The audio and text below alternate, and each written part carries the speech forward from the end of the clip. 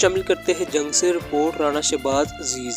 District headquarter अस्पताल के Ghulam Nabi block को फंक्शनल कर दिया गया। डिप्टी कमिश्नर अब्दुल्ला खुरम नियाजी ने ब्लॉक का इफ्तिताह किया।